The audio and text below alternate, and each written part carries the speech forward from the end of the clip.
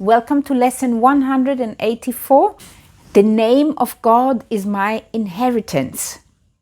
Welcome to the Qigong support for A Course in Miracles students. I am Judith and this is the Lucid Mind Center.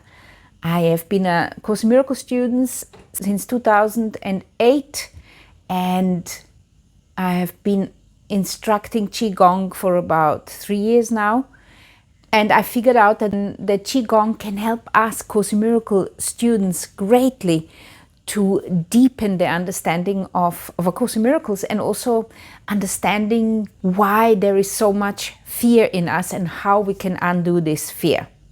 First, we're going to read the lesson and contemplate it together. And at the end, I'm going to guide you to a Qigong class, which I have specially recorded for A Course in Miracles students who are doing the lessons. And at the end, if you have liked the contemplations, if you liked being with me, if you liked also the Qigong classes with me, please subscribe to my channel. Let me know how it had gone for you and share it with somebody who might need it. Also, let me know more about you. I am very, very keen to know more about you. But before we start, let's align with the ideas of the Course in Miracles. Let's align with our source, with our holy self, with our highest consciousness or the Holy Spirit as the Course in Miracles is suggesting. So become aware of your breath. Come to the edge of your sofa if you want, or wherever you're sitting. You can also do it standing if that's what you prefer. And just inhale through the nose. And now exhale through the mouth, sinking your hands down towards your lower dantian, towards your lower belly, exhaling. We just want to become aware of that connection of our mind, our connection to the heart, exhale, and connection to our vitality or the lower dantian, connection to our body. Very good. One more time. Inhale through the nose, bring your hands to the mouth, and now exhale down, becoming aware of your heart center. This is where your emotions are connected. And exhaling down towards the belly. This is where your physical vitality is housed. Very good. And then I would like you to imagine that you have got like a central channel, like a pole of light, which is coming through the crown of your head. You can knock on your head a little bit. Imagine that you're exhaling through that crown of your head. Very good. And then connect to this center pole. Just connect to it. Imagine that you're kind of touching it. Inhale and then sink it down through the center of your body, exhaling. Then turn your hand around and imagine that you're anchoring it into the earth where the perineum is. The perineum is the space between your genitals and your anus. Just you're sinking it down through there. And now to become aware of that particular muscle or this particular area, squeeze your pelvic floor. Inhale up to the belly and now exhale. Let's do that 2 more times. In and ex. And one more. In and ex. This is where your lower dantian is. It's down in the belly area. 4 fingers below your belly button. This is where the chi high point is. That's the entrance to your field where you cultivate the essence, the jing, which is the primordial force, which is the vitality, which is giving life to this body. And now we're inhaling up to the heart and ex. In your heart, this is where your chi lives. This is the refined jing energy, jing essence. So you bring it up, become aware of your chi and exhale. And this time, bring it up all the way to the mind, all the way, and exhale. This is where your Shen lives according to Chinese medicine. This is your mind or spirit, both things. So you go up and ex. But all of it is anchored in your lower dantian. So you want to Open up the connection, bring both hands up now and exhale down. And you just want to have this connection open. You want to have this awareness that you are connected at all times to your higher self. You're connected at all times to the source, to the source. Inhale up, squeeze, and now exhale and let it all sink down as you're relaxing the whole body. And let's just do that one more time. Relax everything down. And now inhale, squeeze, breathe up. Relax, exhale. And now connect to this heavenly source. Connect to the space which is around you. Connect to the universe. Take it in, smile. And now expand this energy into your central channel, into the space of your awareness. So if your awareness is occupying the space where your body is, spread it into your body. If your awareness is wider, spread it wider.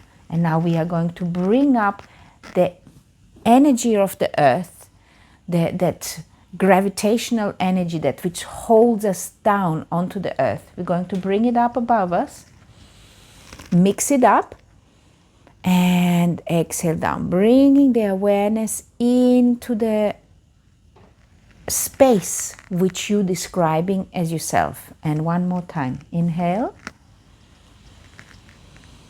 and exhale.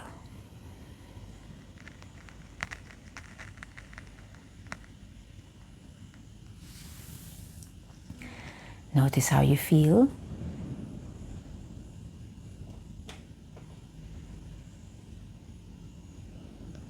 Very good.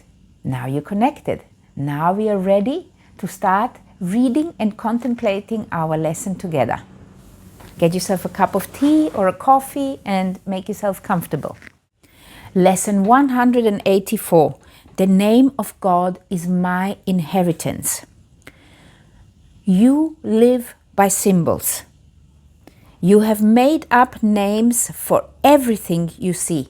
That is now an extension of yesterday's lesson. Each name, so each one becomes a separate entity, identified by its own name. So everything you see, and you can just look around in your room where you are, everything has got a name. You have separated everything from everything else, identified it. This is a plant, this is a plastic plant, this is a living plant, this is a body, this is a sofa, this is a telephone, this is this, this is that. Each one becomes a separate entity identified by its own name. By this you carve it out of unity. You're bringing it out of unity because you have identified it as something different. By this you designate its special attributes and set it off from other things by emphasizing space surrounding it. This space you lay between all things to which you give a different name, all happening in terms of place and time, all bodies which are greeted by a name.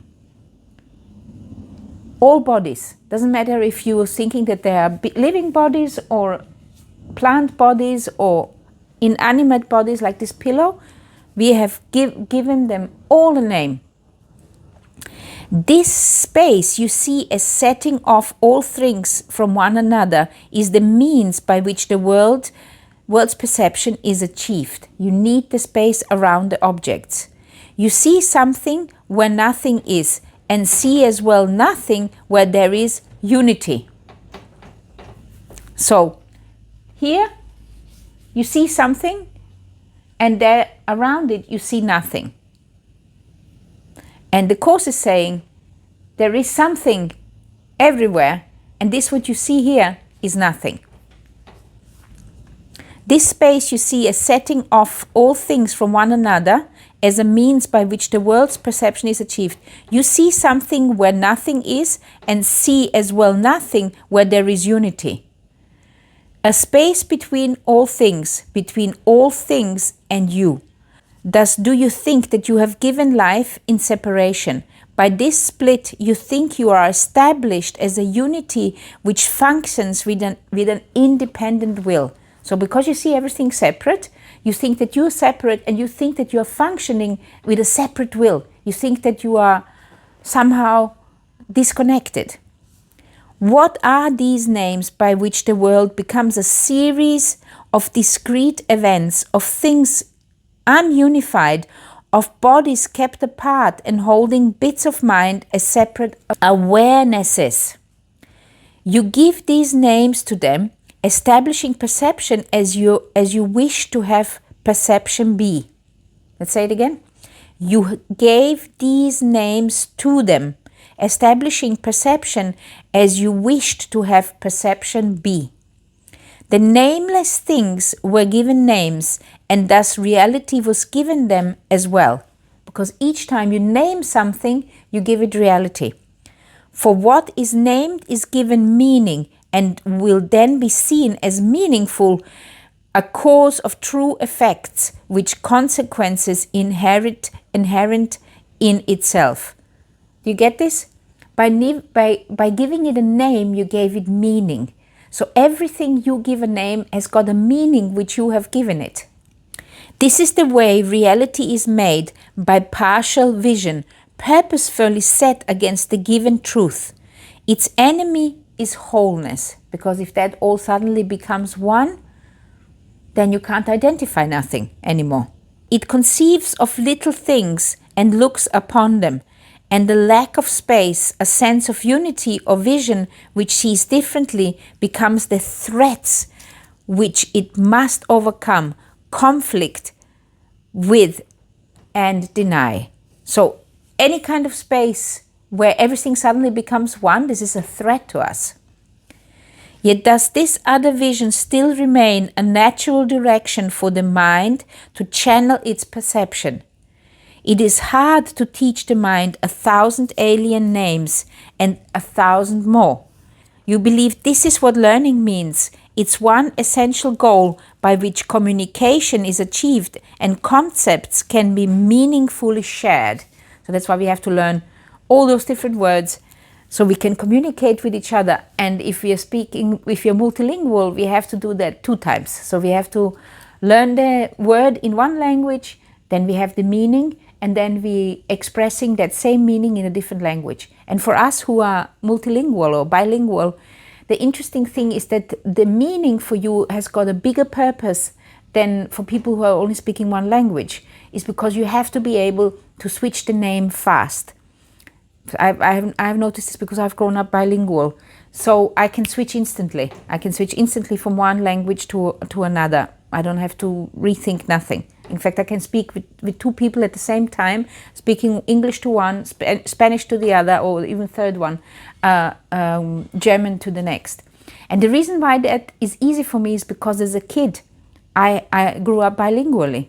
My parents, they spoke Croatian with me, and I spoke German at school and outside. And so instantly you switch. So I was thinking more in meanings, because I had to watch the feeling or watch the meaning I wanted to express, and then find the necessary words in that particular language. So it was instant. Sometimes I had to do it instantly. Now I had to do it in German, and then I had to do it in Croatian. So the brain connections were set differently. When you are speaking several languages, then suddenly you realize that the words are just words. They are just expressions of some sort of a meaning which you have given to something. It cannot be the word or the name which has got the most significant importance. It's the meaning behind the words. And let's see what the course continues here. Yet does this other vision still remain a natural direction for the mind to channel its perception? It is hard to teach the mind 1,000 alien names and 1,000 more. Yet you believe this is what learning means. It's one essential goal by which communication is achieved and concepts can be meaningfully shared. This is why we have our words. This is the sum of the inheritance the world bestows. So to learn 1,000 words, this is what we believe learning means, and thousands more. Just imagine how many thousands of words do you have in your mind.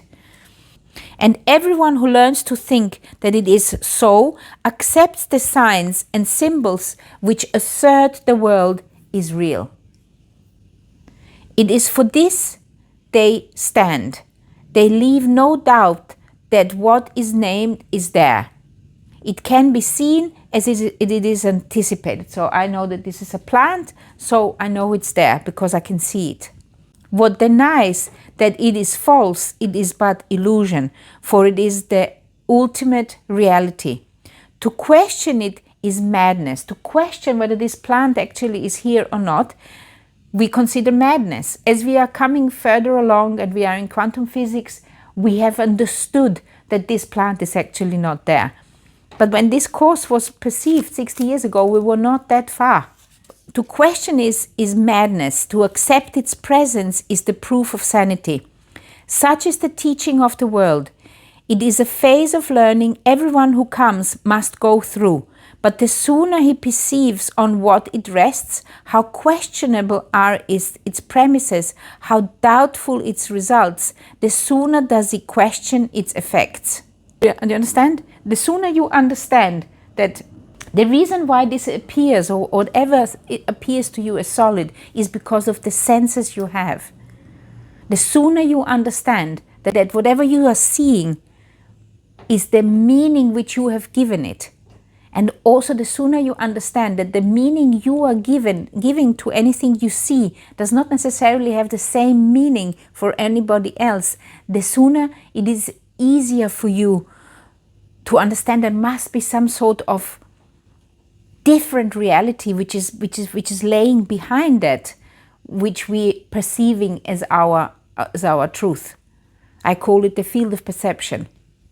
The sooner he perceives on what it rests, how questionable are its premises, how doubtful its result, the sooner does he question its effects. Learning, which stops with what the world would teach, stops short of meaning.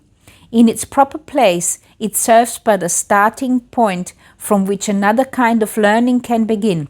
A new perception can be gained, and all the arbitrary names the world bestows can be withdrawn as they are raised to doubt.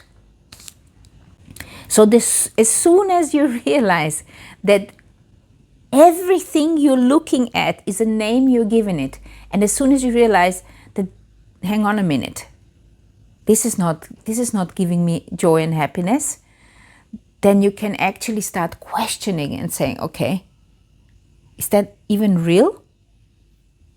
Think not you made the world. Very, very, very important sentence. Think not you made the world. Think not you made the world. Please remember this, Course in Miracles student. Think not you made the world. Illusions? Yes. But what is true in earth and heaven is beyond your naming. But what is true in earth and heaven is beyond your naming. Maybe we should listen to the ancient wisdom, like Qigong. They describe Earth as a living object, Mother Earth. So do the Native Americans. They describing Mother Earth. So did we Caucasians before we burned all our witches. So did we knew that this is Mother Earth.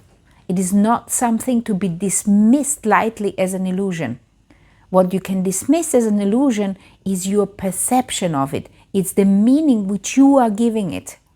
If you do not understand that this body belongs to the earth, if you do not understand that this body is part of nature, if you dismiss it and you think it is, if you give it too much meaning, if your God becomes the body, then you have misunderstood what this body is about. If the earth becomes your God and you dismiss the universe, then you have misunderstood the meaning of earth.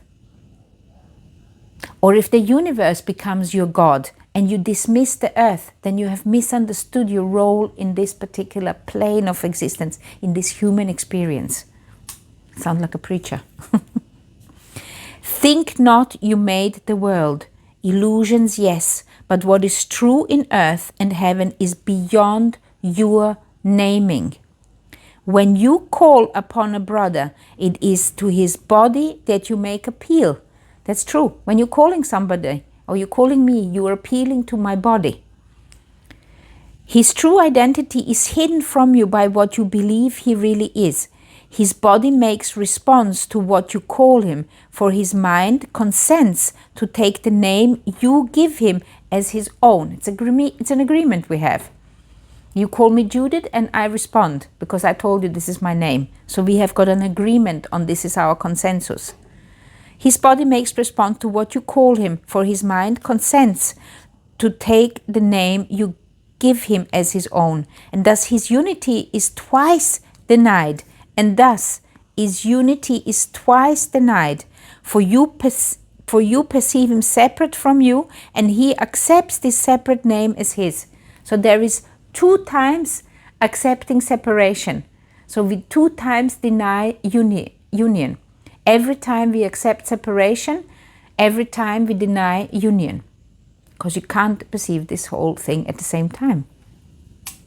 It would indeed be strange if you were asked to go beyond all symbols of the world, forgetting them forever, but at the same time were asked to take a teaching function. And this is what we are doing here. You and me, we are accepting a teaching function. Whether you actually want to do a big teacher, whether you want to actually do like me, or even teaching groups, or whether you just want to teach the people you meet randomly. You're teaching it all the time, but you're choosing what you're teaching them. So if you are taking on the function of a teacher, it would be indeed strange if somebody said to you, well, you can dismiss it all and go beyond them all, because then you're not going to reach nobody. You have need to use the symbols of the world. You have need to use the symbols of the world for a while. But be you not deceived by them as well. They do not stand for anything at all, and in your practicing, it is this thought that will release you from them. They do not stand for anything at all, and it is in your practicing this thought that will release you from them all. They become but means by which you can communicate in ways that the world can understand, but which you recognize is not the unity where true communication can be found. Thus, what you need are intervals each day in which the learning of the world becomes a transitory phase, a prison house from which you go into the sunlight and forget the darkness. Let me just repeat this. Thus, what you need are intervals each day in which the learning of the world becomes a transitory phase.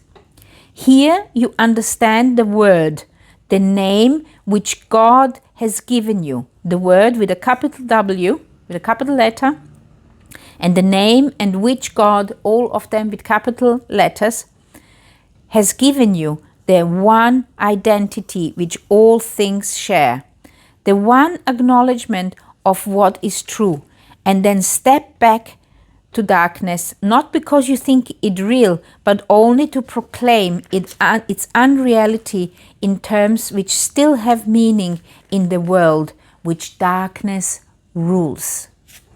And that's why we came here. We came here to bring the light. And don't forget this. Every single one of us comes here for that. Every single one of us comes here to bring the light to the world. Use all the little names and symbols which delineate the world of darkness, yet accept them not as your reality. The Holy Spirit uses all of them, but He does not forget creation has one name, one meaning, and a single source which unifies all things within itself. Use all the names the world bestows on them, but for convenience. Yet do not forget they share the name of God along with you. The name of God along with you.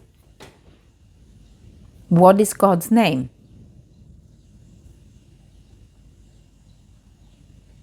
So our purpose is to use all those names to proclaim the union, the connection, the oneness of all. So first we have to find it within ourselves, and we need to have those periods where we're returning back into the light. So when we just think about that, returning back into the light. How can you return back into the light? The only way to return back into the light is going within, because everything which is outside is your perception. Everything you see, you're turning around and you can see everything is projection. It's a projection of your eyes, which I call the field of perception. Everything you hear is also in this field. Everything you smell, your skin, everything your skin touches is in this field of perception. So to escape that field of perception, you gotta go inwards, and you gotta use your mind to catapult you out of that perception. And let's use this ancient technique which is called Qigong. Let's use their visions, their ideas. Like they're saying that there is this energy field around us, which is like a torus. And the Course is saying that this is the field of perception. It says it in the other words. But we want to get out of that field of perception. So we need to sink inwards, connect to our higher self, remember that we are one with God at all times. You know, recharge the light, remembering, and then come out again and look at the light. And it's hard. I wake up so often with anxiety. And I'm wondering to myself, why on earth am I waking up with anxiety? This is obviously because I have disconnected myself within my dream, or the last thoughts I have had before I've gone to sleep. I have not reorganized my thoughts. I have allowed myself to float around in madness, really. And then after I get up, I do the Qigong, I recenter, and I realize, oh, okay, now I know where I belong. Use all the names the world bestows on them, but for convenience, yet do not forget they share the name of God along with you. God has no name, and yet his name becomes the final lesson that all things are one, and at this lesson does all learning end. I want to repeat this again with you. God has no name. God has no name. God has only got the name which you giving it. Giving him, she, it, whatever. You giving a name which has got a meaning for you. And this is what we've been practicing now for over 2 weeks almost. We have been practicing to understand what does this word God actually mean for you? This is just a name. So what is the name which is describing that meaning you want to give to this thing which is God? Or to this meaning? What is the name that you want to give it? God has no name, and yet his name becomes the final lesson that all things are one. This is the paradox. And at this lesson does all learning end. All names are unified. All space is filled with truth reflection. Every gap is closed and separation healed. That means the universe is all around us. Let's just go and have a look at this one more time. The earth is within the universe. It's within that eternal space. And within that eternal space, you've got the earth, you've got the atmosphere, and within that atmosphere, you have got your body. But the universe is everywhere. The all-encompassing is everywhere. It is in the things which are seeming to be separate from you, but it's also in the space in between that which you feel is separate from you. It is also within your field of perception. You are deciding what you're seeing in your field of perception. You are deciding what meaning you're giving the field of perception. Of the objects and things you see, the names you use, you are deciding that. It's very intellectual, I know. It's also very abstract. And this is the thing. To detach yourself of that physicality, to understand that you are abstract. And it's not an intellectual thing. It's not something which you need to grasp, which is very difficult to grasp with your mind. It's not about the mind. It's about the experience of the expansion of love within. This space which you feel when you are loving somebody, when you're feeling gratitude. It's the expansion of this space. This is just an intellectual work here, where we intellectually handling the situation, where we intellectually trying to grasp what emotionally actually is much easier to grasp if we allow ourselves to do it. It's just to clarify. This is clarifying, unlearning the madness. So let me repeat this one more time. God has no name, and yet his name becomes the final lesson that all things are one, and at this lesson does all learning end. All names are unified, all space is filled with truth reflection. Every gap is closed and separation healed. The name of God is the inheritance he gave to those who choose the teaching of the world to take the place of heaven.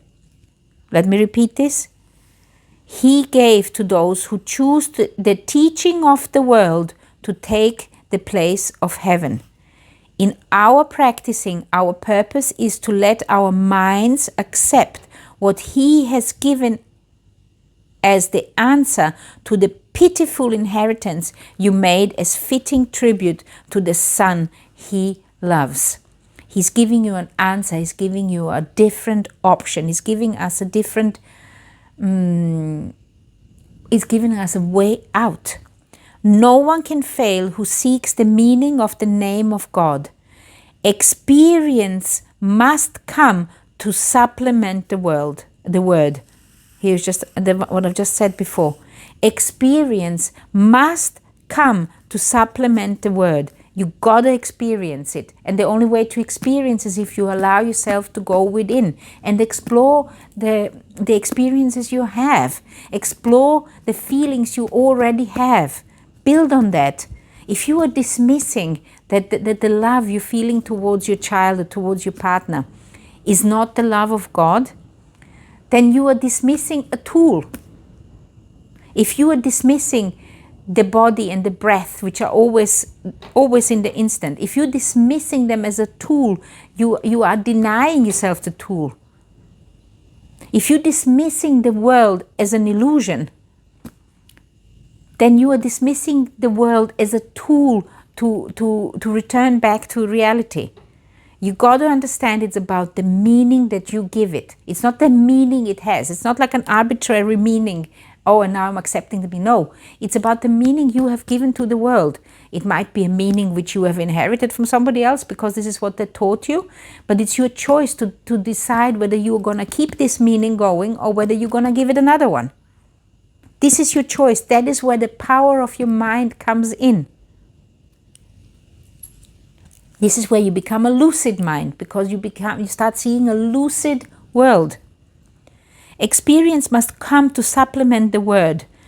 But first you must accept one name for all reality and realize the many names you gave its aspects have distorted what you see, but have not interfered with truth at all, because they cannot interfere. You got to accept that one name. You got to accept that one name, the oneness, the love, the eternal wisdom, the eternal universal power, the source. This is all just different names for that one thing, for that oneness. And that oneness you can experience within yourself if you allow yourself to sink in away from this field of perception, which is so incredibly distracting. And when you have found the light, then you spread it out, and suddenly everything you see looks different because you are connected to that one name, which you might have difficulties to accept. That one name, which if it's God, give it a different name, because God does not have a name. One name we bring into our practicing. One name we use to unify our sight. And though we use a different name for each awareness of an aspect of God's Son, we understand that they have but one. For each aspect we use a different name. We can call it the Son of God, we can call it brother, we can call it sister, we can call it child, we can call it whatever we want to call it. Still is always the one. Each person you see is the expression of God. And if you can look past the body, if you can focus in on that oneness, that person you see, which looks as if it's separate from you, then you expanding the light. Then you're expanding. It's like, then you are calling God in. You are becoming aware that this space which is filled with God, which is filled with light, which is filled with love, you're just allowing it to come in. You're allowing it to become one with you. And though we use different names for each awareness of an aspect of God's Son, we understand that they have but one name, which He has given them. It is this name we use in practicing, and through its use, all foolish separations disappear which kept us blind. And we are given strength to see beyond them. Now our sight is blessed with blessings we can give as we receive. And here is a nice prayer. Let's do this together. Father, our name is yours. In it we are united with all living things and you who are the one Creator. What we made and call by many different names is but a shadow we have tried to cast across your own reality. And we are glad and thankful we were wrong. All our mistakes we give to you, that we may be absolved of all effects our errors seemed to have. And we accept the truth you give in place of every one of them. Your name is our salvation and escape from what we made. Your name unites us in the oneness which is our inheritance and peace. Amen. And the name of God can be God, or it can be the Father, or it can be any other name you want to give, but understanding that this is our Creator, our oneness. We have got a Creator, and we are part of this Creator, and not only are we, you and me, part of that Creator, but absolutely everybody who has ever walked this earth. The good ones and the bad ones. The ones which we give good meaning and bad meaning to. We are all one. So for this particular class, I definitely think you should practice oneness. Just allow yourself to expand that feeling of love. Remember it. Remember it. If you can't feel it, remember it, bring it down. Use Qigong to bring this awareness within and then just expand it. And I suggest that you write this prayer down, and when I prompt you to remember your lesson, then you read your lesson, leave your book open next to you, read your lesson, and then consider what that means. So for this lesson, I definitely suggest this Qigong class. Here you have got the whole list of Qigong classes where you can choose another one from. And here I'm inviting you to my new Qigong channel, English Qigong channel, where you can do just any genuine Qigong class. Love, light and Qi to you.